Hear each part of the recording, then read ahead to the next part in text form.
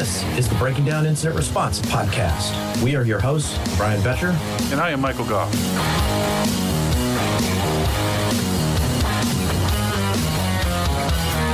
Yes, it's episode 001 of the Breaking Down Incident Response podcast. And let me just go over a summary of what we're going to talk about today. First, we're going to go over, a lot of people have been asking about the intro music. So we're going to tell you a little bit about the musician, the artist, all that good stuff. We're going to go into some news-related items. Some college students got hacked. I don't know why, but we'll talk about it. Then, no, it's a good one. Some Java malware that an article we saw about it, and we're going to tell you what is true and what's not about this article regarding Java malware. We're going to talk a little bit about TrickBot. We have a couple of site-worthy website recommendations for your feeds. We're going to talk about some tools. We got a bunch of tools that are related to our topic, so we're going to look at that, and also the topic of the day, which is what can you do to combat cred-stealing phishes? All right, Michael, let's go into our sponsor. Sure. This podcast is brought to you by, of course, LogMD, the log and malicious discovery tool. So if you have not tried it, it's free. Download it at log-md.com and give it a try. Okay. So we got some questions about our intro music. It's pretty cool. Michael, can you talk a little bit about the artist and all that good stuff, what the song's called, things like that? Sure. So we were at dinner one time, and this bartender was telling us about this band he was in a couple of years ago, and so I had him on the back radar, didn't think much about it. And one day when we were talking about the podcast, I'm like, I have this rocker guy has this band. I should see if he'll let me use one of his music. And he did. Clint Baker. He's a member of a band called Nowhere Bound, and you can find them and their tourings at nowhereboundband.com/event-listing. We'll have those in the show notes, so don't worry about it too much. He's famous in the past for being a member of Riddling Kids, and if that sounds familiar, not the Riddlin', it's actually spelled differently. But he was actually, you can see his video on YouTube. He was on MTV back in the day. He was also on Craig Ferguson's Late Night with the Riddling Kids. And he also had a guest appearance on House, that doctor show thing. And so Clint and I talked, and he said, "Yeah, we got a cool thing." And he gave us one of his musics to try, and we liked it, and so we made it into our intro. And that's the story. Isn't he going to be in Europe or something soon? He is. He's going to be doing some, they go around. He has a band. The Nowhere Bound is popular in Europe, so they go around and play various fairs and whatnot. And he's got a following, and it's kind of a punk type band, punk rock, not totally punk, but more rocky. Screaming rock band now. That's what Nowhere Bound is. But you can totally watch his stuff on YouTube and get him there. We'll play the whole song of our intro at the end of the podcast, so take a listen. Nice. And if you have some interest, and a shout out to Clint for letting us, use his music on the podcast. Cool. Now let's. We do have some guests here, or a guest. He's a security manager. He is a manager of the Security Solutions Engineering team, somewhere in the email phishing industry. Wow, that's kind of related to our topic. Martin Bro. Howdy. Thank you. We got him because we fished and he answered. So I always click on the links. He fell for it. It's your job to do that, right? Yeah. So Martin is a local Austinite as well. We know Martin from various things around town. Martin and I had an interesting introduction at, I forget what event it was, some event downtown. He goes, "Are you Michael Goff?" I'm like, "Yes." "Oh, I'm such a fan." I'm like, "Oh my God, I have a fan. One fan." So that was a rather funny meeting with Martin. I think that was Sans D-Fear like four years ago. Yeah, it might have. Yeah, I think it was the Sands, right? It was one of those lunch things. I think I was there. I think I remember that. Yeah, I think you were. It was it was like one of those lunch and learns, and I remember because I was sitting there, and the only reason being is because I listened to Brian, your other podcast with Brian Brake and Breaking Down Security, and I heard Michael Goff's voice when he asked a question in the room, and I went, "That's Michael Goff." It's a very distinct voice. So that's definitely Michael Goff. So I'm gonna go up and talk to him. Nice. Yeah, I'm easy to approach. We had Small world. So I guess he has a little bit of a pun intended bromance for me. Ooh, I think that's worth it. All right, let's get into some newsworthy. All right, so newsworthy. Got to play our little sound bit.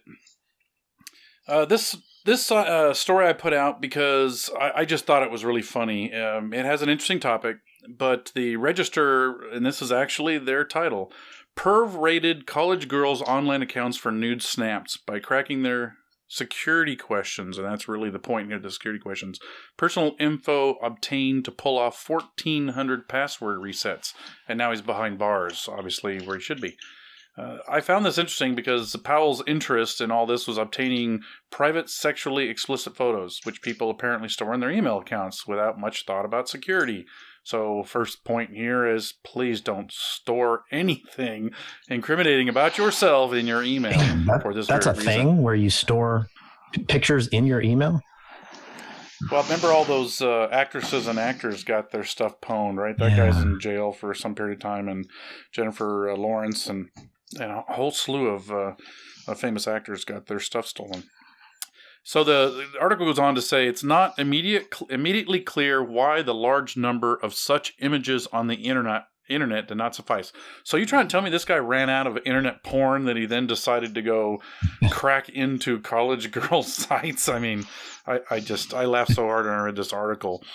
But it has a really interesting point that I think really needs to be, we've talked about this in AppSec in the past, probably haven't heard about it a lot. We make fun of it all the time. But, Jonathan Powell, it's the bad guy who did this. He hacked over 1,000 email accounts in search of these sexually explicit images and videos of college-age women. He was jailed for 6 months on computer fraud. So he just got 6 months for 1,000. So I wonder how many hours that is per account. What to do the math. And during that time, what he did is he used a reset utility option in the website. And he went through 18,600 attempted password changes in conjunction with approximately 2,054 unique PACE accounts, email accounts, and approximately 1,378 successful password changes in conjunction with approximately 1,035 unique PACE email accounts, explained FBI agent Christopher Merriman in the complaint. Now, okay, the point here is he made 18,600 attempts at password changes. And he didn't get caught after, I don't know, the first 1,000. How do you not see that? Wow. But this is the point. You need to watch your not only failed login attempts, as this guy clearly did, your security questions. If the application does not log multiple attempts to guess your security questions, what is my favorite color? Blue, red, green, orange, yellow, go through the whole thing. There should be a pattern here that's very easy to log and detect, and that's the point here. The fact that no one noticed until he got through, 1,400 accounts are compromised and 18,600 attempts is the part that, oh, come on, man, you can do a much better job at logging because your stuff sits on the internet, and it's, this is a proof of how bad security questions are and how even worse the people monitoring these awful security questions should be. If you're going to have crappy security questions, log really well so when people start beating on them, you definitely find them. And so I found this interesting. It definitely has some good points. It's things people should look at. So go back to your environment, make sure security question attempt to guesses are logged, and watch the quantity, especially because this guy used probably one or two IPs. That 18,600 we can assume came from one or two or three IPs, or at least the same ISP. And that would be in our environment, and Brian and I, we would catch this in a heartbeat. So that's the point, is look for these things and catch these kinds of dumbasses like Jonathan. Yeah, Martin, you got any comments on this? I mean, have you seen things like this before? Or you got any advice? Yeah. So first off, I mean, I had 10%. That was almost a 10% success rate on that attack. That's pretty impressive. Right? I'm actually quite amazed he made it that far. when you're looking at something, are you really? How well people log in it's this not world? like he was making money off of this, right? No, It's just that he wanted these images. Man, that's some. I really just have to have those. I can't even think of any other reason why you do that, but. Well, but again, the guy's comment was, such images on the internet did not suffice. So it's like, internet porn's not good enough for you, really? There's so many funny things about this story. Maybe there's a thrill about getting them for free, and maybe you're the only one that can see them or whatever. You don't have to pay for them. And hacking, might have been a thrill for him as well. Well, I guess since he couldn't go out and date the girls, the challenge was in obtaining the email hacks. Maybe he did. Yeah, we don't know. We don't know. Doesn't say. We do not know. Go ahead. I was just gonna say. I mean, like Michael mentioned, like you guys would catch this in a heartbeat, and we would catch something like that in a heartbeat. Just logging. Like you just watch these things, and you alert for things like this. This is web application 101. If you have an internet facing, credentials that input, you need to log that. You need to watch what's happening with that, and you need to have timeouts for it. Yeah, the pattern's pretty clear. 18,600, plus or minus 10,000. It's a pretty big number. Well, this could have been over years, easily... but you have to baseline how many people in general will attempt to reset their password. How many failures do you get in a day? How many successful ones? I mean, we see this. I send, you and I have alerts whenever our VPN account is logged into. Oh yeah, that was me. About 30 minutes ago, right? I get an email saying, "Hey, you used your VPN." Yeah, I did. Yeah, even OpenVPN can do that. I mean, there's open source things you can use to set up alerting systems for these things. There's expensive ones. There's really no reason you shouldn't be able to catch something as simple as, even something as simple as, okay, this person attempted to reset their password 3 times. They're cut off, or they send them an email notification, and that person should know, hey, that's not me. In which case, it should have instructions on what to do. If that wasn't you, let us know. LastPass throttles you, right? When you attempt too many times, it slows you down. You have to wait 5 minutes. Pretty simple fix to really cripple the ability to do this quickly. So if there's any consultants listening, clearly universities need some help here in their password resets. I've noticed that a lot. And just enabling MFA on any of this stuff is would help out a lot. Yeah. Yeah, not in a university. You're not getting MFA. For sure. It'd be awesome. Yeah. I know that. I worked at a couple of universities in the past, and it's tough to get anything like that done. Yeah, I guess the lesson for security blue team practitioners is think about things like that. See what kinds of things you can detect or alert on. All right, so for our second newsworthy item, I found this article about this cross-rat malware. It says, beware, undetectable cross-rat malware targets Windows, Mac OS, and Linux system. And I guess the thing is, hey, it's a Java-based malware, and therefore it's OS agnostic. Okay, so the article states that as the cross-rat is written in Java, it requires Java to be installed. Okay, so that's not true. I did a little research because I seem to remember some malware that used Java, and we didn't have Java installed on our lab box at the time. And what you can do, or what the hackers can do, is a couple of simple things, right? So one way to do it is place the JRE in a directory, extract the files using 7-zip, unpack with a Windows command, and then convert the pack files to jar, and then set all your paths. Boom, you have Java in a directory without the install. And there's another tool you can use also called Java Portable or JPortable Launcher. So the malware can have Java along with it. I think it's like 20 megs, something like that. So if you're in an enterprise, that takes 15 seconds or less to download. So you may not notice that entire Java runtime environment being downloaded. And that just don't take it for granted that, just because I don't have Java installed doesn't mean I can't get Java-based malware. Yeah, there's a perfect example of Java coming with a payload is the Center for Internet Security Benchmarks, right? A lot of people are familiar with the CIS benchmarks, have a checking tool. So you can run a tool that they've created. I think it's been changed since I was working with it when I was at HP. But the entire thing was a self-standing Java app. So when you installed this thing, it just dropped the files and you could move this thing around the disk ever you wanted it. And Java and everything you needed was inside this directory structure. So there was no installation of Java at all to make this thing work. Yeah. And also something interesting I found was that the title calls it undetectable. Right? It says undetectable cross-rep malware, but then it tells you how to detect it by looking for a run key.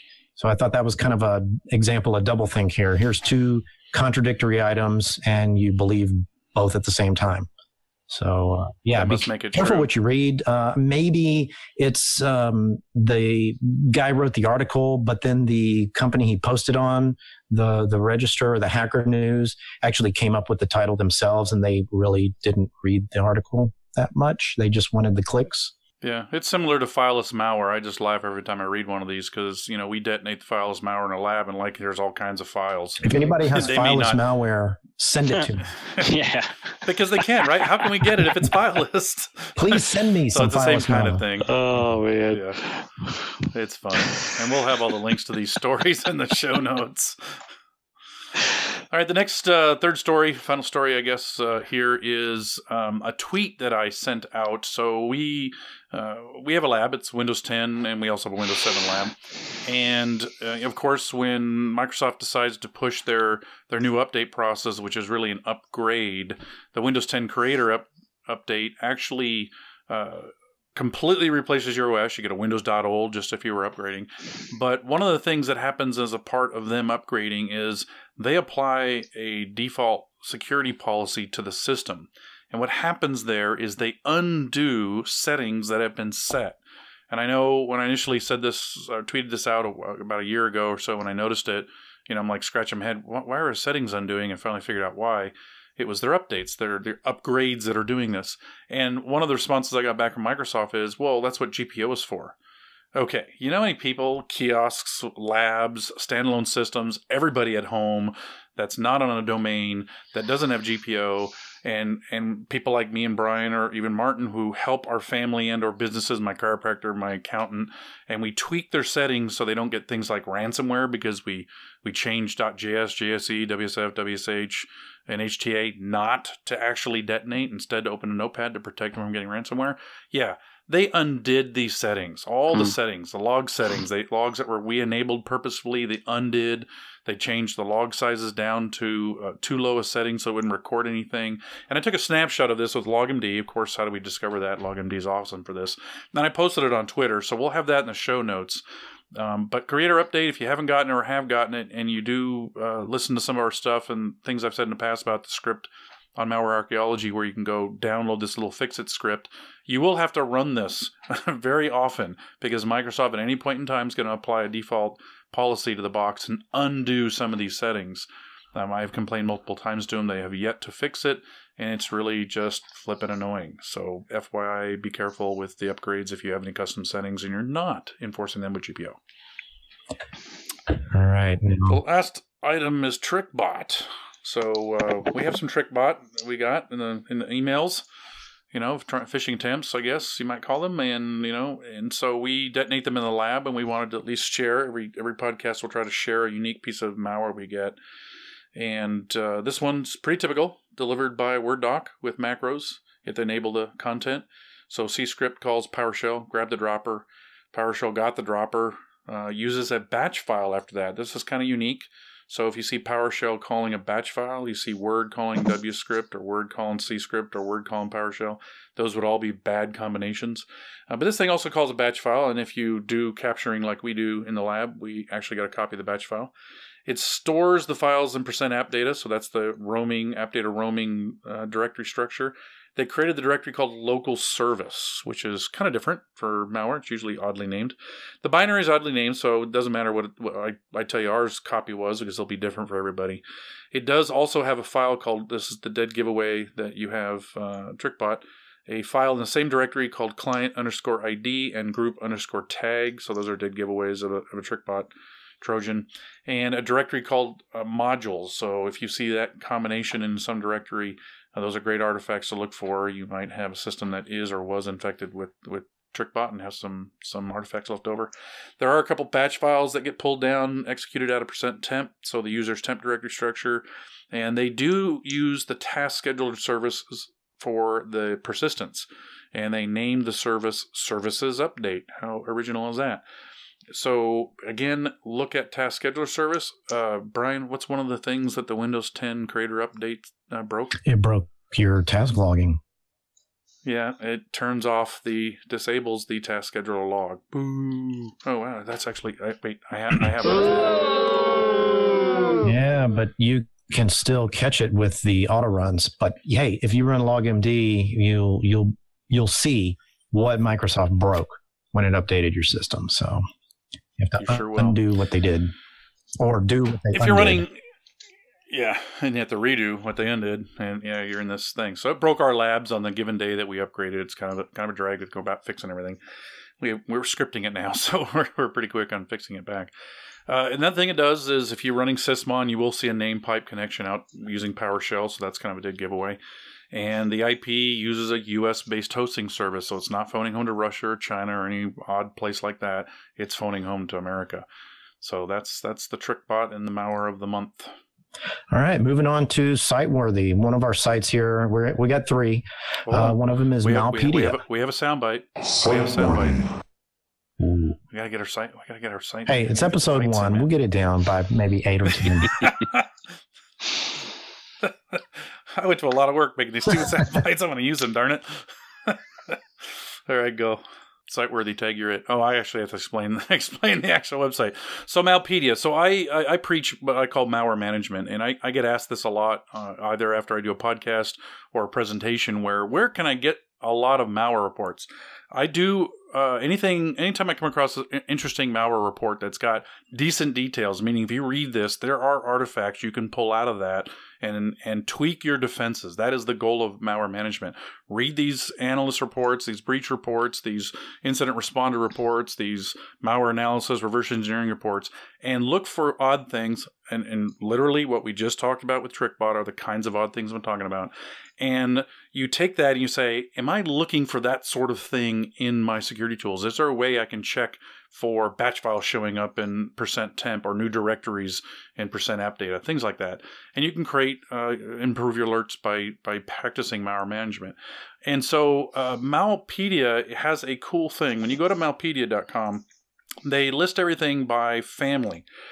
Now, if you just randomly start going through, or let's say you're looking for janitor or hand sitter, and a lot of times they have dual names, but the Malpedia will give you the other name, and you click on the actual item, they'll list articles that analyzed and or discussed in detail that particular malware. So there are a whole lot, pages and pages of these various malware families, and you can literally start clicking through Zeus and Kilios and Killboy and Killdisk and actually have articles and links to go learn more about so what you're saying is that it kind of correlates all the different blog articles by companies like Symantec, McAfee, and everybody like that. And it sort of brings them all together so you can run through the different ones.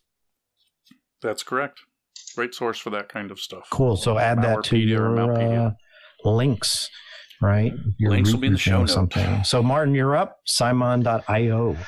Yeah. So Simon.io is one of the ones I kind of use for URL analysis if I'm pulling in, as we're pulling in phishing emails. They have URLs. I need to throw them in a couple things. So I usually throw them in a few things, but Simon.io is one of the ones that I use to, mostly because it can first thing it does when you throw something at it is it brings up and shows you other associated IP addresses to it.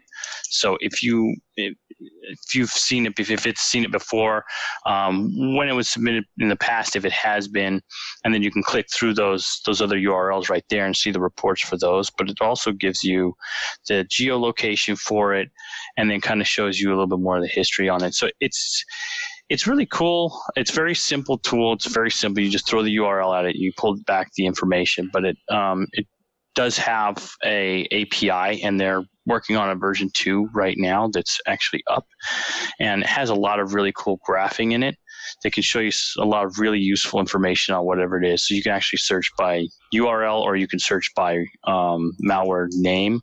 So if you know the type of malware you're looking for specifically, but if you can tie that into like a threat intel database that you have, you can you can pull data back and forth and actually see, okay, well, here's the sample that I have.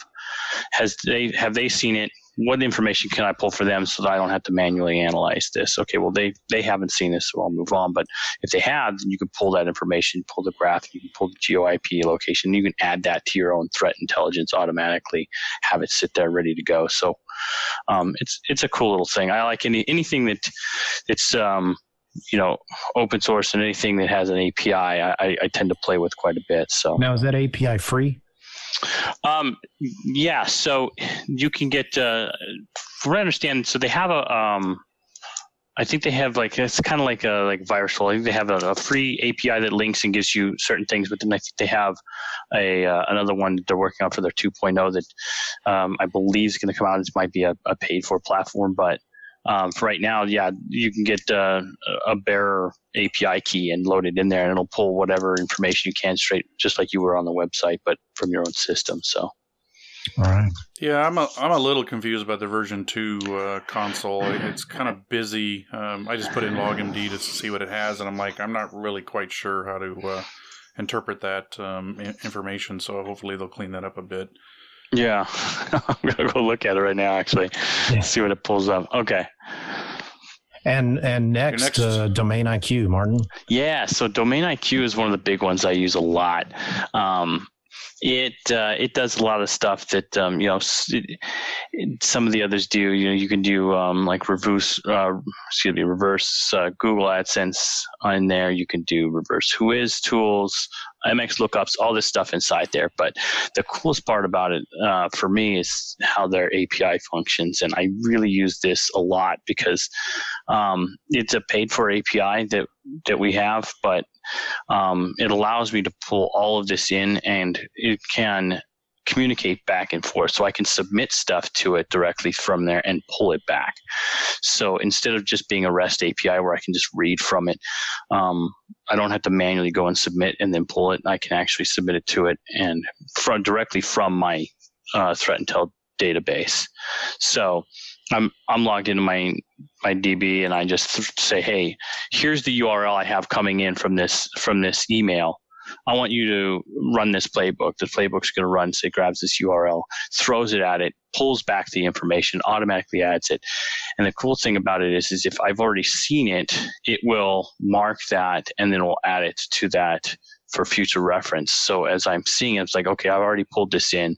So if I have two analysts that are doing seeing this URL on two separate systems, it will notify them immediately that there's already IOCs that match this coming from Domain IQ, and it can create a solid case with that. And then if we see that from multiple clients, then we can see that that's actually a pretty large campaign that started up, and we can see that really fast. It has a really cool feature that I'll point out here when we get into the topics, because it's valuable, and we'll talk about it more, and then you can tell us whether or not the API can pull that, because that would be an interesting artifact to get. Mm-hmm. So we'll talk about that in a second. Cool. All right. The next item is... All right, let's run down these quickly. These are tools that have something to do with our topic today, which is cred stealing phishes and what to do. First one is urlscan.io. So basically, right, Michael, you put a URL into it, and you can actually see visually. Yeah. Yeah, so we'll talk in detail about the subjects. We'll get into it, why we have this short list. And so URLscan.io has a couple items. The idea is, and much like domain IQ is going to fit in here as well, both URLscan.io, the first two that are in here, and URLquery.net and domain IQ give you what I consider probably the most important piece of information that you're going to need when you're evaluating credential stealing emails, and that is a screenshot of the URL that you entered. And we're going to explain as we do the story why that's important. And generally, the short list that we created for the show notes here, and I would definitely add Domain IQ to the list because clearly it has a lot of what we're looking for, and you'll understand. But any site that you find, when we talk about the subject and we give you the bullet points of what to look for, the goal here is a lot of sites have a lot of information, but it's hard to read. I want to quickly get 1, 2, or 3 things that it does really well. Go to the next site, get the 1, 2, or 3 things that it does really well. Take those 6 or 7 artifacts and say, can I make a real quick determination so I can take action? Because cred stealing emails, you need to take action really fast. And so the goal here is, put a URL in. Does it have a screenshot is key. We'll talk about why it's important. You can use the tools information to get, domain related stuff with URLscan.io. And of course, all the typical who is, ASNs, created date, which is important. Is this a 30-day-old or less website? Are they doing the domain generating algorithm stuff? Or is this, a pwn site that's been around a while? The country and the IP is important because the domain and the IP you can put into systems that you have, log management or firewalls and block and all kinds of things, web proxy. So you need certain amounts of certain pieces of data that will help you. And URLquery.net, similar scenario, right? It has a screenshot as well. And I do prefer this because of the fact that it's US based versus a foreign based one. And it does have a short blacklist item. It does have a blacklist of things. So you can quickly say, is anybody on this, on this list know about this thing I'm looking up? The third one would be FortiGuard.com web filter. We'll talk more about that later. And URLvoid.com because it also gives you the country and a safety reputation. And then the domain age is real easy. These are picked. I generally pick these things. They're easy, quick on the eyes, and I can give them to level 1 or tier 1 techs is the idea. That they don't have to study or know. It's not busy, and they can hopefully find what they need to make a determination real quick. And the last one would be the Cisco TalusIntelligence.com. It has a nice country map, so you can immediately, if you want to do a snapshot and grab that country map, it's a pretty map there. And reputation details and the web category, real simple. It's like, has this website been categorized as malware or blog or news? Because you might want to track these things when it comes to cred stealing emails. And that's the short, quick. We'll talk more about these tools as we talk about the subject. All right. And Martin's got a tool as well. So what kind of tool do you recommend as manager of security solutions engineering? So I have a couple of them. That I use. I mean, to be honest with you, one of my main tools I use is LogMD, and I'm not just saying that because I'm on with you guys. It is literally like my go-to tool I use every day. Only because it is super, super fast to pull exactly what I need to know what's going on. So that's my real big one. My other ones are, to be honest, it's kind of a toss up, but I use a tool called Sherlock a lot, which is open here, and my threat intelligence database because I'm working very heavily on trying to automate a lot of this stuff coming in specifically for that. But I mean, I think that one of my number one tools is going to be LogMD, only because I run everything through a sandbox and I'm trying to pull everything out. And when our analysts have our tool sets that we have in place, we have our sandboxes, and they run their things through there. But if it makes it to me, it means that there's something very out of the norm that they're seeing. And so makes it to me, the first thing it's doing is going through LogMD. So excellent. Now, I just before we get on our topic, you said you got your threat intel tool. I mean, what value does that threat intel give you? So that's a really good question. I know that's kind of one of those. Threat intel tends to be like one of those buzzwords in a lot of places. I think that you have to gauge what you think threat intelligence is on an individual basis. For me, my database is important because it's known good information that I have coming in. It's verified information. It's data that I have vetted, that I've seen, and I've gone through. But not only that, it's also a stockpile of all of our own data. So, for example, just last month, in the month of January, we processed just short of 3,000 Credfish emails. That's just Credfish. So out of all of that, all of these IOCs that we pull in, URLs, attachments, all of that has to go someplace. And so for me, creating this database that I can feed from and I can read from in an instant was really important. So my threat intelligence database consists of all of this.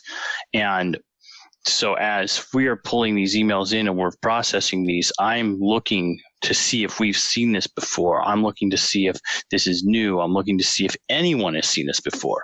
So the most important part is, okay, well, we haven't seen it before. Has anyone else? And how quickly can we do that and get that information back to the customer, make sure they know that this is a potentially malicious system, phishing email, and we need to make sure that we're blocking this. We need to see what who on their system has gone to that URL, and we need to start mitigating from there.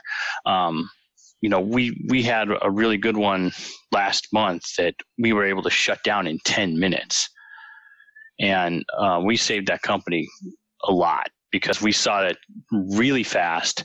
I processed that URL, and we ran through all the IOCs and found all the emails that it went through in under 7 milliseconds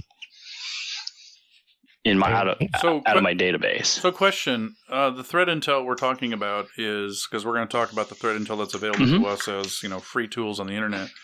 Is this, and part of the story we're going to talk about is, when we get the cred stealers, we're very quick. Our goal in IR with Brian and myself is you really need to take action within an hour. So when somebody notifies you something happened within an hour, we have to be already taking some sort of action and or monitoring if there's no action to be taking for this item. So one of the things we discovered in the course of doing this procedure that we're going to talk about was the sites gave us nothing in the first couple hours. And after a couple hours, we got one hit. And then at the end of the day, still one hit. Now, when I went back looking at an incident we had a couple weeks ago and said, I'm going to go through and apply our procedure to that URL and see what I can find 10 days later, only a couple sites saw it as bad. And that was only reported 3 or 7 days, which means it was at a minimum for a couple of these, at least 3 days before anybody knew about it. And even after 10 days, only 4 knew about it. So the threat intel, from my perspective, was really poor. All these blacklists that we feed into the spam, and several of these blacklists you'll see in the sites that we listed are well known. We all have them plugged into our email gateways. You see them in all the products. So what threat intel are we talking about? Is there something more than what we're getting out there in the public space, or how does that work? That's a tough question to answer, only because you have to. It's there's so much intel. There's so many places that offer intelligence and an API link into like VirusTotal and all these things where you can pull whatever data you need to. I think the key to it is getting a list of threat intelligence that is known to be good. Like a lot of people use VirusTotal. I trust VirusTotal. I've been going there for eons. But the key to it is using that intelligence properly, I think, because you can have all the intel in the world that you want, but the key is to how do you harness that intelligence, and how do you use that? So for you guys, if you're going to take a URL and you want to make sure that URL is known bad or known good or something like that, you're going to submit it to like 6 different places and kind of average out the score. That's something that, if you're going to do that manually, you can. Most of these places have APIs. You can write something where you submit it and goes to that, and you pull an average score and you come back. But as far as the intelligence comes in, you have to have actionable data. You have to have actionable intelligence on what you're going to do with it next, because that's the most important thing for you guys. What is your next step? If you guys are uncertain about what that is, you're not going to be able to make that next step. You're not going to know, okay, well, I'm seeing this is okay here. I've done that many times. You get URLs where, VirusTotal is saying, well, 56 out of 70 people say this is bad, but over here I've got 3 more, MX Toolbox, or I've got Whois and all this other saying everything's fine. So why is that? Who do I trust? Right. The conclusion I came to after this and we just started this procedure. One of the goals here is to teach people we have overseas and some other teammates and our people. We had a company that we split off to teach them how to do this. And it was surprisingly how little, and maybe it has to do with the targeted phishing, or how little these sites like MX Toolbox knew about it. And so the conclusion, which we'll talk about in the topic of the day, is I think it's the pieces of the data in some sort of list, which we'll talk about here when Brian it kicks us off on the topic. Those are the important pieces that, if you add those all together, you can come to some sort of a conclusion if it's good, bad, neutral, or I need to look at it. Yeah. Right, I think a lot of it comes to, experience and just your usage of it. Well, everybody can't have gurus, so we have to help them try to. For sure, and I think that's why it's important to have a good place to put this stuff. This is known to be good. This is known to be wonky. Well, we're going to go through this, Martin, and you jump in and tell us where we're going wrong. Okay. Right. So our topic of the day is, what can you do to combat these cred stealing fishes? All right. So let's go over some of the steps. So here's some important. So after we evaluated this cred stealing. It was very targeted to us. The email had a picture of our CEO. It had our logo in it. It purported to be something about some of our business activities. It was very believable. A minor misspelling. And it had the proper office address and everything else of our CEO. It was very believable, and it came from a large retail organization, which was one of the odd things. But again, people don't really read who it's from. They see the topic and go, "Oh, I'm going to read that because the CEO's talking or some executive's talking." So we looked at this 10 days later and tried to come to a conclusion of how can somebody who doesn't have a lot of experience in cred stealing come to a fast conclusion before any of the threat intel really is available to conclude that this might be thread stealing if they don't have a lab. And here's what we came up with. First and foremost, number one, screenshots. So Domain IQ gives you a screenshot. Another cool feature I saw in it is that it gives you a history of screenshots. So over time, if you put a URL, after the bad guys were to compromise that and somebody looked it up before it got compromised, you might see the 2 different images. And what we found in the course of this 10-day and some of the same-day fishes, that same-day fishes had no data anywhere across all these sites, is that, I'm going to be doing a talk, and Brian and I will be doing a talk at B-Sides Austin on this very subject, and we captured all the screenshots of what we found and what we didn't find.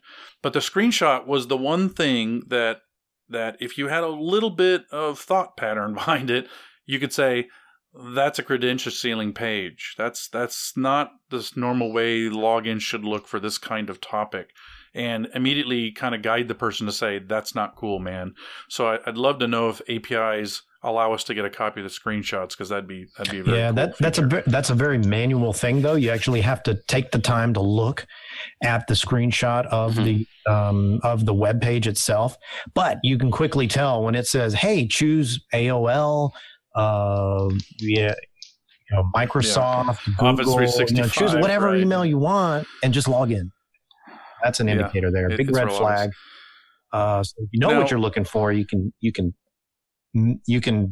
basically determine that it's a cred stealing fish right away. Now, the other thing which so far has not lent us well, and I have picked on this particular subject, if you have an advanced attacker in malware, the whole domain generating algorithm, right? The concept that bad guys can generate brand new domains and therefore don't show up any blacklists. Well, there are tons and millions and millions and millions and millions and tens of millions of websites out there that don't have much of a reputation but have been around forever. In our case, so we want to pull the artifact of domain age up. And in the case of the fishes we threw this procedure through, the one that came from the executive had been up and running for 3 years. So it wasn't going to fall under this, it's 30 days thing, which everybody would immediately kind of think, right? So basically what they're doing is they're hacking websites that have been up for a while. So this was like a Brazilian website. It was in a language other than English, and they put an English-looking page up on that website. Yep. Obvious thing is the blacklist. So the stuff that we normally think we're going to look at over time, this becomes more powerful, right? Once people start reporting it, it will show up. So if you're looking at some of these websites we mentioned, at some point blacklists will list that this thing's malicious. And like I said, in the 10-day scenario, when we looked at this, 4 sites, some oddly enough, the bigger ones had it in there. I think McAfee was one of them, Trend Micro, Symantec, McAfee, Symantec, FortiGuard, and I forget the other one that had it as a malicious site. The category of the site. Now, this was an interesting conversation with a coworker that you can, in your web proxies as well as your DNS solutions like Zscaler, OpenDNS, whatever, or Cisco Umbrella now, be able to determine whether or not you want your users to surf and kind of set that category. Do you want these categories? What if it's uncategorized? So that's another artifact, is look for uncategorized, because they're taking advantage of something that's going to be under the radar, right? And with that goes reputation. Is it known bad? Is it neutral? Is it good? So generally, a lot of these sites so far that we looked at are neutral, no category, no blacklist, old domain age, but they have a screenshot that's obviously bad, right? And that's the other thing. So then you look at, where is this domain? Country. So what Brian pointed out, we saw one that was in India. We saw one that's in Brazil. We've also had one in the U.S. So the country may be something you look at and say, that email is going to the CEO, but the thing's in Brazil? That doesn't make any sense. So that might be a dead giveaway to the analyst without labbing this thing to look at it. And then another item, right? So you hear some consultants talk about, look at the Alexa rating. How popular is this website? And maybe don't let your user surf, which is, I would not love to not let the user surf at the top, 10 million websites and turn off everything below the 10 million mark. So the Alexa rating will give you some piece of information. Now, we're going to start tracking this, as this procedure will be tracked in a wiki as we do these cred stealings to try to see if there's a pattern, because this is the only information that kind of went, this is a cred stealer. The screenshot being the number one thing that was a dead giveaway, because you can see the stupid login page or the selection of which of the federations you want to use, and you got a Dropbox or a DocuSign email. It won't be serving you up anything but DocuSign or Dropbox logins. If you see a multi-login like AOL, Office 365, other email, you definitely have a cred stealer. And so the screenshot was really, really important there. Anything you got to add, Martin? No, I agree. I think the screenshot is a big one. That's one of the number one things we see in when I'm running these in my lab, is that I'll click on this link on the sandbox. I'll watch it go to the site, and I'll look at it and be like, this is obviously completely different. And even the DocuSign ones, sometimes you get a DocuSign one where it's not even an actual login credential. It's just a HTML page, and when you click on it, it then forwards you. It was just an image sitting on the page when you clicked on it. So the screenshot is definitely a big one. I think that's one of the easiest ways to kind of see what if something is legitimate or not coming in. But again, it's kind of one of those things where it's like, what is it? As a user, how am I going to know that? Yeah. This is what we're talking about is not designed for the user. It's designed for the IT. It's designed for the IT, the and techs, and I get that. So when you're trying to shut something down or you see something happening, what's the fastest way to do it from an IT perspective? Yeah. I want my users to report it. If they report it, we can take action, block, revoke. We can pull back messages and things like that, right? You can go to Exchange and say, yank all these messages. Yeah. It takes a while. But, of course, everything we get gets evaluated in a lab with LogMD because we have a little script, which is in a presentation that we're going to be giving at B-Sides we'll give away, that grabs the domains that are called. Because often these, and we've seen this a couple times now, where you get a URL in the email, but the URL is not bad. All they do is take you to a site that redirects to the back-end cred stealer on some other website. So you need possibly 2 domains. We block the cred stealer. We ignore the front end. We've had a campaign where 3 different emails use 3 different originating URLs, but they all went over the course of, I think, about a week, but they all went to the same back-end cred stealer site. So once we blocked it on, let's say, Monday, and the one came out on Wednesday, and the one came out on Friday, we had already blocked the cred stealer, so we didn't have to take action. We don't want to chase URLs by going after the site that is redirected. We want the end site, and this is where LogMD, where you click through everything. Click on the cred stealer. And real important, people, put in fake credentials, because once you put in fake credentials, you'll have other things occurred. We've had pop-ups asking for a PIN or an access code, which means maybe they're doing MFA phishing. We've been redirected to stories to try to legitimize it. We've seen things happen after you attempt to log in, sometimes just dropping you off on the Dropbox help page in one case, right? So be sure to click through on these in the lab, and LogMD will give you the IP addresses that you then can search your log management and or block with the networking and or the domains you put in your plus your you're testing your IDS. If your IDS happens to pick some up, I've noticed that it does pick up some of this, and you can see clear text on the wire, things like that as well. Or if it knows about that particular site, you can test your IDSs as well. Yeah, that's a good point. So, I wouldn't rely on your IDS because, again, if it is HTTPS, boom, you're out of luck. If it isn't, if it's a weird and not, they crafted the form page not to be a perfect, autofill kind of thing that a password manager would use, the IDS won't see those same fields of username and password and alert you. Yeah. So I wouldn't rely on it, but we have gotten some triggers on those kinds of HTTP pages. Why don't you take us through the steps to take, Brian, and we'll interject on those. Well, step number 1 is you need to have some kind of alert, right? Some type of thing go off where you are notified. Now, this could be where you've set certain keywords to go off in your email gateway, or you have users that see these, that see something, hey, this website doesn't look right, and they alert you. Okay, so you got to get it in your inbox somehow, right? And this is your user awareness training, right? This is the thing you want your users to do, is report it. And we have some users that are very good who get a lot of this stuff. They're targeted, who send us stuff, and it's awesome because they automatically do it from their phone or whatever. And the earlier I can get this, the earlier we can evaluate it. Your CFO and your C-level administrators, right, need to know how to spot these. Okay. Yeah. Second thing is get a copy of the email. So ask the user if they report it. Have them send a copy of the email. So you have the original one. They can forward it to you as an attachment, something like that. Then you can evaluate an actual copy, right? So the copy that you get from the help desk may not be useful to you, or may not have the right stuff in context.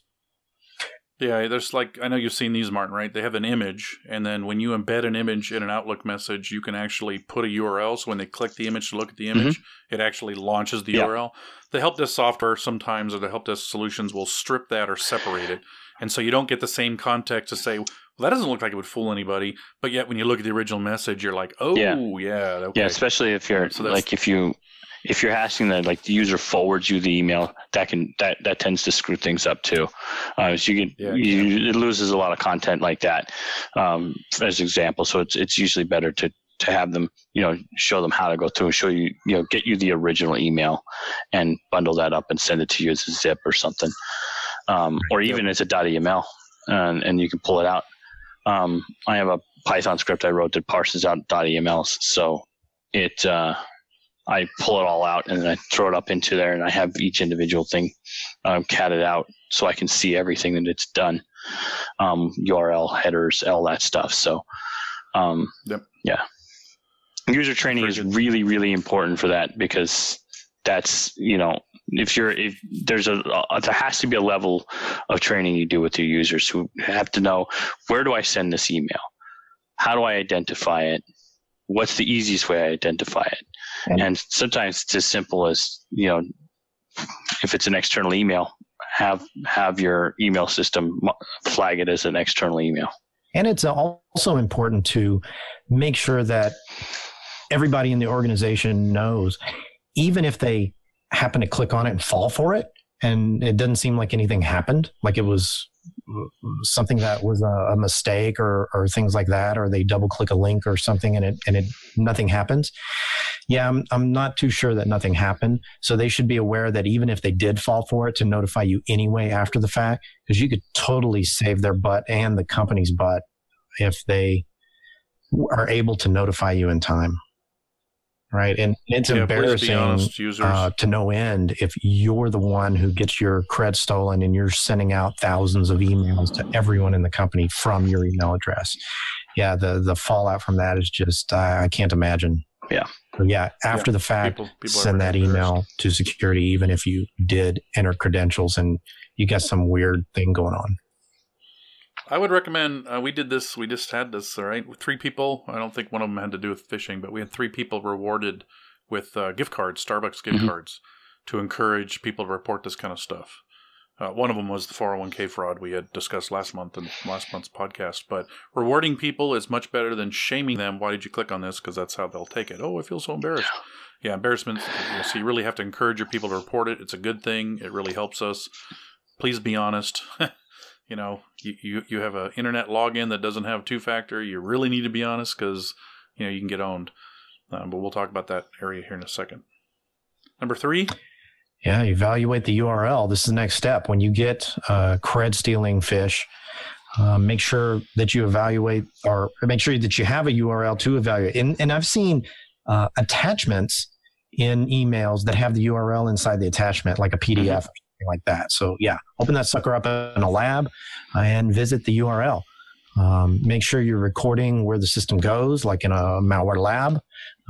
Use LogMD or some other tool to capture whatever's going on in that environment. You don't know whether there's some ODay going on, or it's just a simple cred stealer. So make sure you open it in a lab. Yeah. Don't use your real system. Okay. Yeah.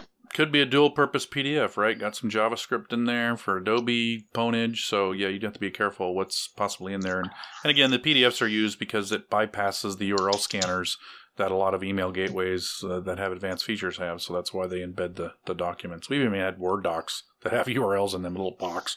Click on it just to get around those URL scanners. Yeah, and you never know if there's a new browser exploit out there that takes advantage of that. All right. Now, it's important you have a lab, but I think a big goal this talk on our podcast is you need a way to evaluate this without a lab, because that's one of the goals we set out to doing the procedure was if Brian and I are at a conference and one of these things hit, as fast as these bad actors are hopping on or trying to utilize these creds, we need our other people. They have access to the consoles to block this stuff, so they need to have enough information that they can evaluate it, call us, and maybe through our phones or whatever, we can say, yep, that's a good one. And we want that time of evaluation be as short as possible, thus why these sites and this procedure got created, because they don't have the lab to deal with this stuff. Brian and I have the lab, and we're the ones that detonate stuff on an isolated circuit. Number 4. Yes, I just wrote that down and was like, oh, don't forget that. But yes, block the URL. Right, when you get these and you enter some fake credentials in it and you look at the URLs that it visited, make sure you block these right away so that whoever gets this or visits the email, looks at the email and visits the site right after you evaluated it, don't wait. block the URL in some sort of a proxy or whatever, or in the firewall, right? You can block that IP address in the firewall, and make sure that no one else visit that site. Basically, cut the head off the snake as quickly as possible. Mm-hmm. Yep. Limit how many people potentially get exposed to it. Now, it's important on a blocking URL, you do need a web proxy of some sort. If your company does not have one, then blocking URL is not an option. Another thing to understand is if your web proxy is an in corporate only, right? So when you go to work and you surf at work, the proxy's in play. When you leave and go to a hotel or you're traveling or go to a customer or whatever, and you're not on site, your proxy may not help you. So when you put a block in, you have an exposure of the people that are outside your company at a Starbucks at home, VPNing in, may get you through the proxy. Depending on how the traffic's routed. It should if it's VPN'd in. But a lot of people, when you're not VPN'd in, don't have any protection. You need to understand what that gap is, which is why it'll make sense why the next couple items are incredibly important. Yeah, and then next, you should basically find out or enter your IPs in some sort of a log management solution and find out who else went there in the past, I don't know, 24 hours or whenever the email hit. You can go back a week, right? Mm-hmm. Find out who else visited that site. Yeah, this is how we found when the people multi-cred, the multiple creds programs, and they were low and slow. They were like 2 and 5 and 3. But because we put that original cred stealing IP in there, when the other 2 incoming emails, they triggered that, and we have a little lookup list. We can easily go, that IP is this cred stealer, and then we immediately can contact people and say, send us that email, and we can see and walk it through and go, look at that, same back end. So it is important. If you don't have your firewall logs and log management for all your offices, that is incredibly powerful. You really should take a look at that. Yeah, you need to know who went where and when. Yeah. So let's say you got 10 people that got the email, you accounted for 5 of them, but there's 5 others that you either couldn't get a hold of, or you don't have log management on them, or maybe they're out of the office for some reason. Maybe they're on vacation.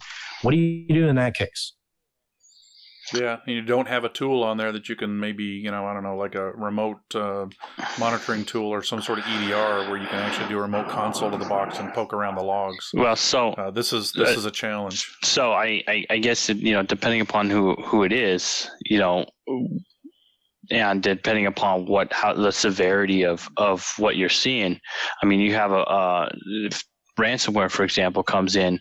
Last thing you want is that account being able to link to mapped drives while they're out, but they're not responding.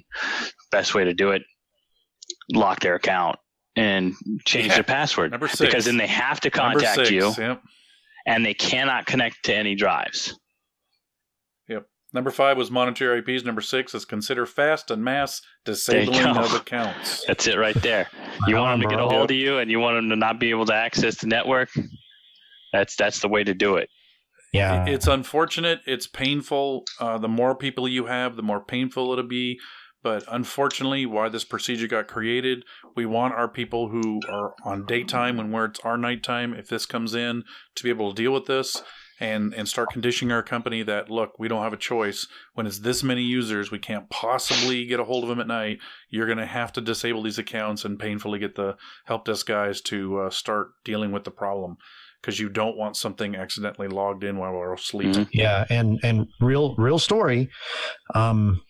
We disabled some accounts, and then 20 minutes later, we saw the guys try to log in. The hackers try to log in to those accounts that we disabled because we couldn't get a hold of the people in time. We were like, dude, just disable their accounts. Yep. And we had a 20-minute window, and they would have totally owned those accounts and started stealing information, basically downloading all their emails, see what they can gather, and then sending more phishes from those email addresses to internal people. And that's a trusted source right there. If a coworker starts, that's when it starts to get messy. Is when you start having the actual CFO sending real emails to everyone. Yes. Yeah. Another thing, if you can, if for people who have log management, consider your Exchange logs or your mail server logs, whatever you're using, and get them into your log management solution.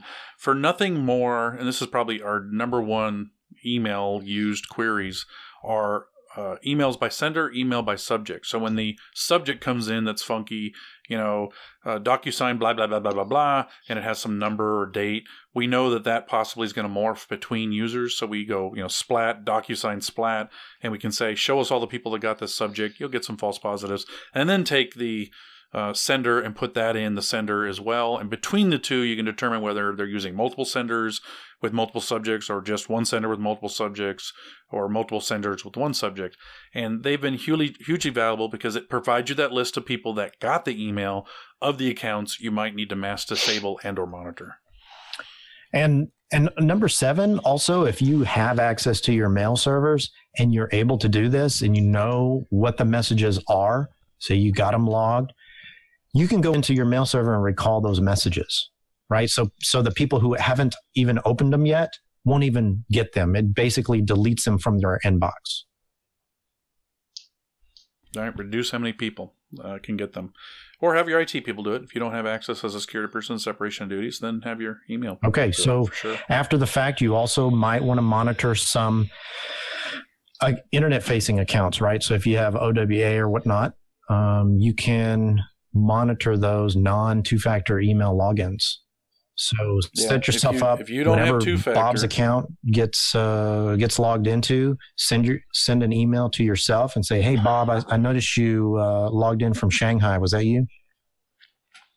I generally don't ask where they are because I know where they are based on the log data. I let them tell me, and how they answer will give me an idea of who am I talking to. We had a case where the retail vendor I was talking about, we had another person, another entity, get a communication from that vendor that said, "Hey, I'm having a problem sending you emails."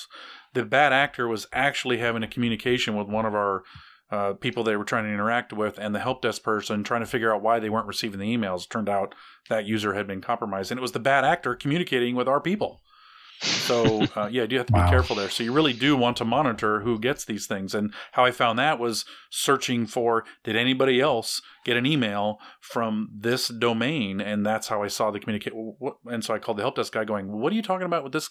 Oh, they're having a problem sending us email." "Yeah, don't receive those email. Stop talking to that guy." Yeah. Give me the name. And we provided that to the retail vendor, who then validated, yes, that account had also been compromised. And that reminds me, don't email the person that got phished, that may have had their credentials stolen, because then you're just talking to the attacker at that point. "Oh yeah, man, everything's good. I didn't enter my creds in that website or whatever, man. I'm okay." That's why I ask people, where are you in the world? And then they have to answer correctly because, we know. Phone call. Yeah, it's hurts. important. If it's in the time zone they're online, we definitely do that, or I am them as well. The monitoring, if you do not have two-factor everywhere, not everything will have two-factor. VPNs may have two-factor, but you'll have some internet-facing solution that's not two-factor. You will need to monitor that, and the list of recipients is the list that you'll want to monitor. Yeah, and this goes back to asset management. What kind of things do you have that are two-factor and aren't two-factor? I mean, sometimes you don't know what you don't know, and you could get into a pickle if you don't know, right? Yeah. So consider everything, right? Your email, your VPNs, your cloud storage. Your company may use a HIPAA-approved cloud storage or something that has an internet login if you have not had that disabled. So that could potentially be a target. So are you logging those cloud events into your log management solution? That's possibly a way to steal data. Do you have any virtual desktop solutions? Do you have you serving up virtual desktops to your developers, and that's sitting on the internet without two-factor? I mean, there's all kinds of things to consider that might be out there. AWS environment doesn't have two-factor. All those things are going to be potential targets of these creds. Yes, and that brings us to number 12, monitor for password resets to make sure that you got everybody. So if you have a list of users that got the email, check for password resets as well. Yeah, there is an event ID that will tell you that a user had some action against their password, whether it was changed or, there is, believe it or not. Your domain controllers have it. So look it up, and then you can look at the user account name, match it against the list of recipients, and literally use that as a check. Because if you just say, okay, reset all these and just assume they happened, what are we in the business for? Trust but verify. We have to verify that those recipients got their passwords changes if you did a mass and fast reset. Yeah, and that brings us number 13, Martin. Contact the user by phone. Definitely. 100%. Especially that's easy when you have 5 or 6. You've narrowed it down to the 5 or 10 people who clicked on that link. Get a hold of them on the phone. If you can't, move on to the other steps of account disabling. But if you get a hold of them on the phone and they can verify who they are, then that is the best way to identify that you are speaking to the person you're supposed to. Because if you're trying to speak through compromised means, they won't sound probably the same as your users because the language will not be their native language. more than likely. You would hope. You would hope, because you could have work in that country. If they're really good, they would come from that country to make it so it's hard. But so, question for you, Martin: do you contact the sender once you get this under grips? We reached out to our retailers, or I actually had another one of our analysts reach out to the people that got compromised, or after we're done, if it's small, I'll call the entity, and surprisingly, most of the time they already know it occurred. This big retailer did not know until they investigated our data. But do you contact the actual sender of the fish and say, this person is sending, known malicious emails you might want to investigate? Absolutely, yeah, for sure. We have different playbooks that we play out for each of the different customers we have, but we try and have some universal things. That's one of them. When we see something that comes in and is known malicious, as soon as we hit that, we have a case built. Once we build that case, it automatically notifies the customer and says, hey, this is what we found. We found known malicious. It's been reported to us. These are all the people we're seeing and who have reported it to us. And then it notifies their IT, and that's when their IT goes and follows your list. Okay, what do we do? Let's go through, find out who all has been to these IP addresses that they provided to us. We give them all the IOCs, so they have that information. So we are essentially labbing all of this for them. So then the compromised sender definitely ends up getting the the data that we've discovered that somebody has had their account compromised. Now that's an important point. Just because it comes from some vendor, I'm just going to use Home Depot because they're down the street. It looks like it came from Home Depot. You've got to look in your SMTP logs to make sure that your actual gateway logs. Did it actually come from them? Did it pass? Did it pass SPF? Did it pass DKIM? Right. Do you have DMARC in place? Okay. Well, did it get past all that? Okay, those are the telltale signs. Right. And if it didn't, it could be spoofed. So don't be contacting Home Depot and say, "Hey, you sent us a bad email." And that's the thing. If you didn't do your homework, some of the big ones that we see, and some of the more complicated, complex ones we see are compromised accounts from other systems. So a compromised account from, say, Home Depot, as an example, can send a legitimate email to you.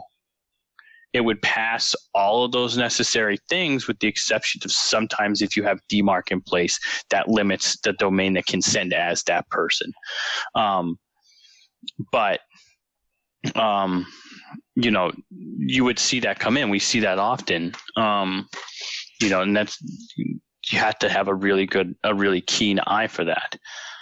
I used to have a CFO that was really, really good at spotting phishing emails. And for a CFO, man, I used to tell him all the time.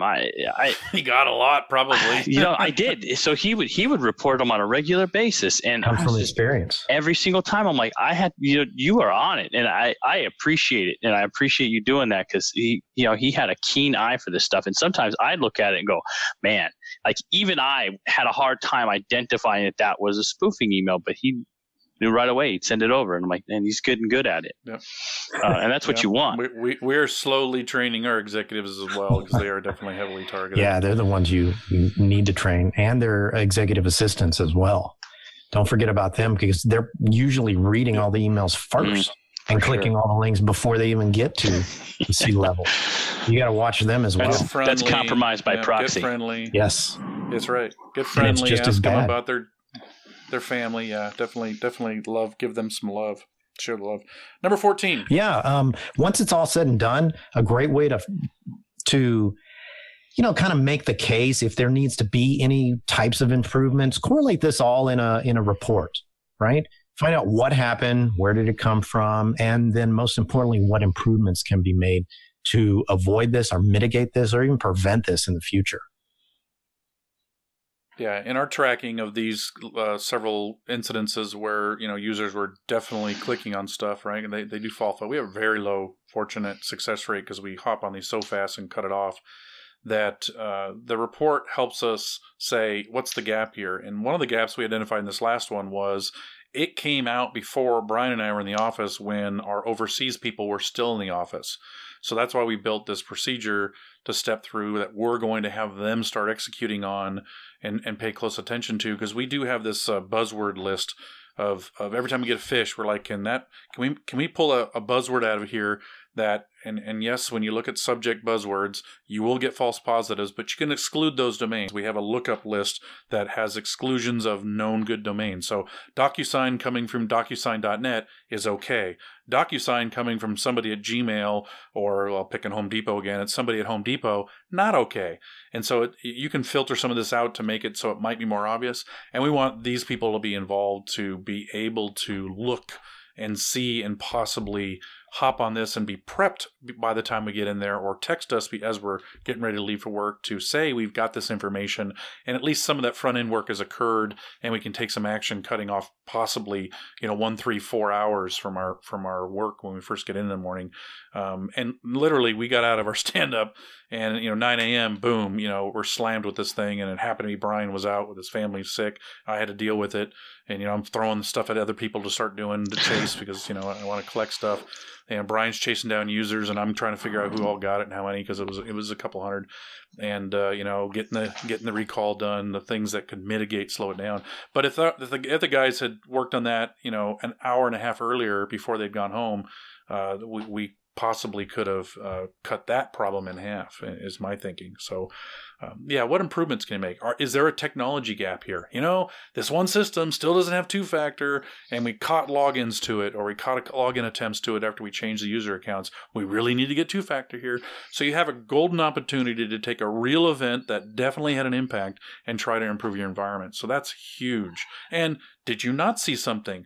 Maybe something Brian and I have to improve to do better monitoring or tweak our rules. We've occasionally done that when we've created some rules we think they might work, and we get an event, we're like, that didn't trigger quite like I thought. Oh, let's look at the data.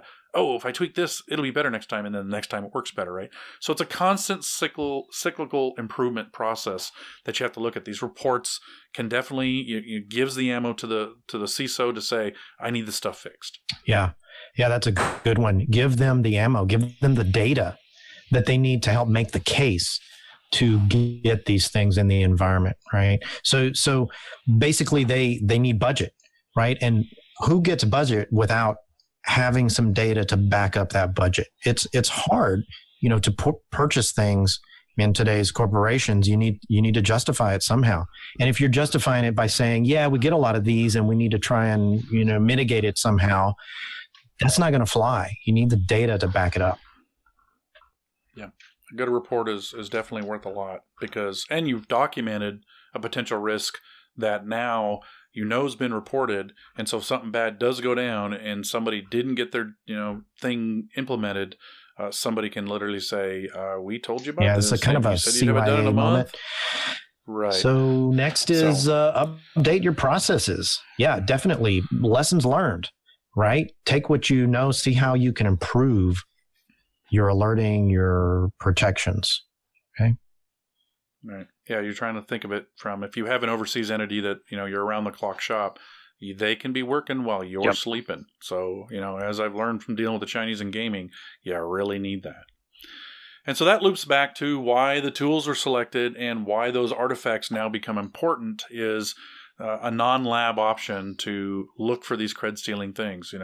If you ask us, or if you send us a Slack channel comment or an email that says, well, how do I look for these cred stealers? You'll have to attend or wait till we release the B-Sides Austin talk to see what some of these screenshots look like. We will be releasing it. There's quite a few. We have, probably 6, 7, 8 different cred stealing. They all look very similar. Not identical, but similar. They're real obvious. And so that won't be in the show notes. It will be in the Prezzo that we release at B-Sides Austin. So Malware Archaeology will have a link to SlideShare where that presentation here in 2 weeks will be posted. So if you want to ask those questions, wait until after you see that presentation and look at the screenshots. We have what the emails look like, as well as what the cred stealing looks like, as well as some of the things that occurred after you attempted to log in. And so understand that flow and start collecting these yourself and definitely document what you're getting. And Martin, anything to add? I mean, how do you guys detect these emails? How do they come into you? So, I mean, we have, a lot of the basic stuff that you would want to put in place. You've got your SPF, you had your DKIM. A lot of the things like O365 and a few others have the ability to put a big red stripe across the top of emails so that it says this is external. So someone's trying to spoof you or sending an email from external telling you that they're your CFO, but it's a big red stripe on the top. That's kind of a dead giveaway that email didn't actually come from the CFO. That's a good point. Give your users something visual. Visual always helps. If you can give them a big red stripe at the top of the email that says this is not from an internal source, that really, really helps. Yeah, we got an email from a provider, a customer member, whatever the hell they are. Somebody that does business with us, and we capture encrypted PDFs as a part of our email gateway, right? Brian and I get copies of them. And in this, encrypted PDF, when you open the actual mail message, was big red block, warning in red letters. This originated from the internet. Do not open any URLs or attachments unless you are certain they are from who they say they're from. And we're like, wow, that's loud. I'm like, that's the loudest one I've ever seen. It was really bold and right smack. Like, I don't know. The weird part was it was like halfway down the page instead of being at the top. So a little harder if it was lengthy email. So I would say put these at the top so it's the first thing that the user sees. Yeah, and you have to imagine that they got nailed really bad at some point. Oh, yeah. Oh, yeah, I'm sure. Some of the other stuff, like if you're really concerned about it, you're a health agency and you're really concerned about, getting your systems compromised and losing, HIPAA related information, stuff like that. You can even go as far as having, putting in an email sandboxing system where it'll sandbox all attachments coming in before the users even get it to their inbox. Yeah, we're finding that our sandbox solution for this isn't doing a very good job of this, and we don't have any control to say, can you turn this up a notch? Because it's built into the gateway, so they know DKIM, they know SPF, they know TLS connections, and I'm a little surprised at how many get through. But then when I evaluate them, I'm like, oh well, there's nothing to trigger. It's not known bad anywhere, which is the number one thing. Yeah, and that's the difficult part is getting that rule set down and building a really good playbook for these systems can be kind of cumbersome, and that's why it's good to find one that works well for your system. I know O365's got one built into it. You've got things like Proofpoint and Mimecast and all these that do email gateways for this stuff coming in, and you can attach stuff to those and do all kinds of things branching out from that. So, I mean, if it gets bad enough, you can really put some technology in place that can, basically watch anything with a URL coming in. I want you to strip all hypertext out. So nobody gets a hypertext when they get an email. You have to copy and manually paste that. All your marketing people will hate you. Yeah, they will. But you know what? It's it comes down to, okay, well, which would you rather have, an angry marketing guy or but you can disable that for internal to internal, and you can disable that for external. You can enable that, something like that, for it's just external unknown coming in, disable hypertext. And you can set that. There's these little nuancy type things that you can do. Some people look at it and go, okay, well, that's a little extreme, but when it comes down to it, hovering isn't good enough for our users. Come on, you can hover over it. How many times have we told a user just hover over it? Just hover over it. But sometimes and I'm going to be honest with you, and I think you guys will probably be honest with me too. Even the best security guy has clicked on something they shouldn't have at some point. Oh yeah. So, you know, you take someone who's like myself. I'm constantly looking at these and constantly going through this stuff. But I can't say that I've never not clicked on something I shouldn't have. So then you have normal users. How could you expect them to do that every single time? You can't. Exactly. So, unfortunately, we have script blockers and ad blockers, so the probability of that thing that might be on that web page won't nail us, but you never know. Yeah, so you have to have something in place, and if it gets bad enough, and if your environment is large enough, you really should put something in place. You have 500,000 plus employees, you need to have something in place that can watch this sort of stuff. So now we loop back to the tools that we mentioned, the websites, where you can go get this information. Martin, you definitely provided a good one with Domain IQ because it definitely has that screenshot. Yeah, it's a good one. But again, screenshots, domain age, blacklist, is it in any blacklist? And the lack of information also. If you got something that looks like a cred stealer and it's not on a blacklist, you can submit it to safe browsing. Oh, that was the other part that I forgot to mention. The email that we listed that I did the check at the end of the day, it turned out that though nobody listed it blacklisting except for FortiGuard, both Chrome and then Firefox now uses and gives credit to Chrome's safe browsing. This is a suspect's website from safebrowsing.com. So both Chrome and Firefox knew it was, the big red screen popped up and said, hey, this is a suspicious site. But yet both IE and Edge didn't say a word and let me go to it, no problem. So I think early signs are somebody finds it. In this case, it just happened to be FortiGuard. In two cases we've investigated, FortiGuard was number one, but I'm sure as we do 100 of these, we'll find that there'll probably be 4 vendors that are first, and therefore it's a hit or miss. But surprisingly, the browsers knew about them becoming bad from people probably like us submitting these to safe browsing, and Google encourages that. But VirusTotal did not know it was bad. So how can safe browsing know it's bad, but then VirusTotal does not? Because they're owned by different companies, with right? them. No, Google owns VirusTotal. Yeah. So, but they are different entities, and if you want to submit something to Google, safe browsing is their entry point. So if you want to say, I found something bad, I want to submit to VirusTotal. No, you want to submit it to safe browsing. Do the submission page. It will eventually feed into VirusTotal. That is how the Google process works. You would think. You would think. That's what they told me. I specifically asked one of their guys when we had that scenario where we couldn't get a Google Drive taken down. Remember that? It took us 3-4 days to get a Google Drive taken down. And it's like, where do I report this? And it finally came that, yes, safe browsing will eventually pass it on. Imagine how much data they must get. They will pass it on to the appropriate party, but that is our entry point. I'm like, wow, I'm looking at a Google Drive, but I got to send it to safe browsing? Okay. So a little hard for, I think, people to remember that. But that's how it loops back. All the sites we gave you, they're in the show notes. These bullets that are going to be in the show notes and the stuff we talked about will help you try to build a process to potentially do this outside of a lab, as well as obviously inside of a lab, however you want to evaluate the URL. I mean, simply opening up the URL in a browser, you don't really need any bells and whistles there. But if you do want to harvest things like domains, we do harvest the DNS logs with LogMD. We will also show you a little trick with the IP config, flush DNS and display DNS after you launch this thing you can use. And then, of course, the IPs. Gather that information and then start hunting and blocking and recalling as fast as you humanly can. And hopefully you won't have to do a fast and mass reset. Martin, final thoughts? Final thoughts. Don't click links. Click no links.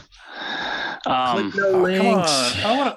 Everybody needs to click random links. Random links. Sometimes it's fun. We need jobs, man. Yeah. Just awareness. Watch what you're doing. Hover technique works. And let's get these simple, free, effective means in place. Watch for these things, and if you don't know what you're doing, ask somebody out there, us, we can help you. Ask someone who can help you. But the goal is to get it fixed as quickly as possible. Yeah, speed is the important thing. So you should be ready for these things to come in. I mean, IR, 95% or more of IR is preparation. You got to prepare for that attack, for that potential breach, for anything like this. And so when you're listening to this podcast, make sure you're aware that these things come, even if you haven't seen them before, and make sure that you know what to do and your team knows what to do when you get a cred stealing fish reported. The idea is drop everything. Speed is important here. Oh yeah, Swedish, because these actors are live. They're coming at us in hours, if not a day. Yeah. The multiple cases we've had, we've seen them within hours, minutes, or even a day. And if you don't act and you have some internet-facing login option, and that credential is usable there, look out. Yeah. I mean, if we'd have been picking our butts that one day, 20 minutes would have gone by like that, and this guy would have been owed 6 ways of Sunday. And we would have been having to send emails to some of our clients, customers, third parties, and all that, saying, "Hey, I know Bob sent you this email, but that was a fish. Be careful." And then you're responsible for the other company getting hacked. You know what I'm saying? So that's right. It's a you can't just say my bad. Imagine you were out, Brian, the day we got that one. I was in, but what if we both had the flu? Yeah. So it's important that this procedure be shared with everybody. And there's also another important part. Yeah, this procedure was written so you can also do it on a cell phone. And so that's another important point, is test this procedure on a cell phone. So when your people calling crazy and doing it, you can follow these websites, save them in your Safari or Chrome browser, whatever browser you're using on your smartphone, and be ready to be able to enter this information. Do you have a URL for me? Okay. Let me look at the screenshot. Yeah. Okay. Put in a block. Do this. And so again, I don't have a lab. If I'm at a conference, like if something happens when I'm at B-Sides, I can't do anything. So you really do make sure it's something mobile. And this is really an easy process you can definitely do via mobile and get your people trained, even if they're not super techie. A general analyst should be able to deal with this, at least get the data so you can feed it to us to help us make a decision. All right, guys, we're going to have to wrap this up. Hour and a half, and we're still not done. Okay. So, Martin, thanks for coming and sharing your knowledge with us and our listeners. How can people get a hold of you? What's your Twitter? At Hacker Ninja on Twitter. I have my website's infosec512.com. Working on updating all that right now. That's pretty much it. You probably find me on LinkedIn, I think, too. But those are the two best ways. All right, we'll put that in the show notes as well. And remember, our stay tuned for our bumper song. We're going to put the whole song at the end of this in about 5 or 10 seconds. And this is episode 001 of the Breaking Down Incident Response Podcast. Signing off. Thanks, everybody. Thanks, Mark. You got it. Thank you, guys. And here is our intro, the complete track 7 of Vegas Bombs, Better, by Austin's own Clint Baker.